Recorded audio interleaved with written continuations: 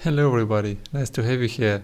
Today will be the short one, and what I want to share today is one of the interesting use cases we had during the development of one of the project, and we first stuck with it quite heavily and then realized that the solution can be much easier if you start to think out of the box.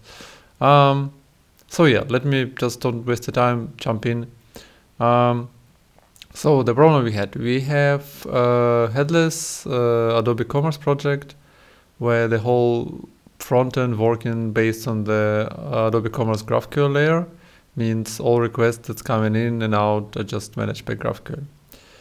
And we also has Adobe Commerce Cloud means all requests are also going through the Fastly as one of the caching layer for everything. And during the development process, so you can imagine yourself the multi-store structure, but the customer also wanted to have a different stock availability based on the country the customer is shopping on. So it's not only related to the store level, because in our case we had the website which represent the branch or the area where the products are being sold, which include multiple countries. And then also depend on particular country, they just want to see. So the catalog always equal. It's just a question about the availability. And this also means reflects amount of products users see on the front end.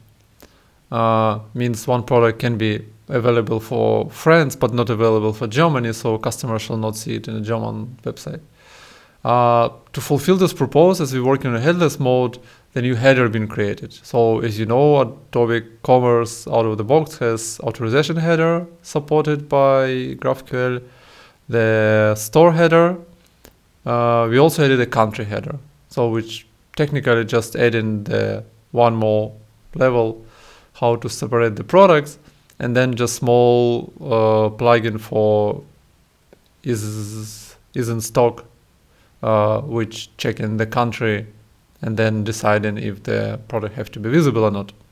And everything was fine as usual during the testing, but then we hit the reality.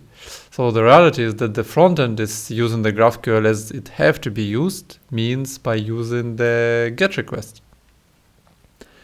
And what Fastly is doing with GET request, it's caching them. So let me show you an example. We have here the Adobe Commerce Magenta URL with looks like this as a body. I just displayed it here as example, but it's sent in a header.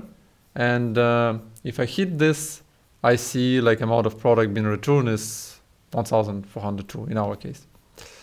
And then, so let's say what the customer is going to another country, and then the front end is starting to send the request for another country.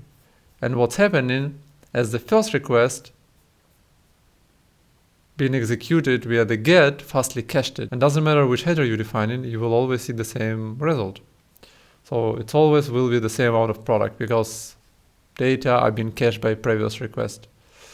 That's something we definitely don't want to. And our first direction was, okay, I mean, this Magento Adobe Commerce already has a functionality to bypass store headers because store headers works correctly. Means we can do the same with the country headers.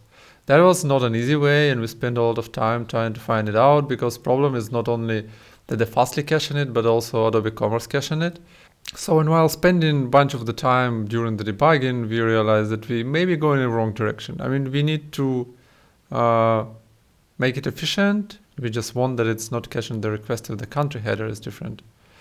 So my colleague Vasil proposed very nice solution, which we decided to try. So first idea was, cannot we just change the Nginx rules? That it's resolve the header as a query parameter, so as a get parameter, then Fastly just would ignore it. And then the next step was, okay, come on, we have a Fastly available. Why cannot we do the same with a Fastly? So what we did as a prototype first, we went to standard Fastly configuration of Adobe Commerce on Adobe Commerce Cloud, and then created the custom snippet. And this snippet is doing the following. It's transforming the country header to another get parameter. And that was much easier than we expected. I mean, really, it was very quick solution. We taken the just country header if it's coming in, and then just converting it to the part of the get parameter, and then request is going on the next level. I mean, we're not doing the redirects. We're just changing the parameter which fastly receive. So then fastly receive a new URL, and then just handle it like another storefront. So then it has its two separate caches. So the cache still works, depends on which header you are using. You don't need to change Adobe Commerce Core or modify the availability of new headers and so on. And you're just creating the one small VTL snippet which doing all the job.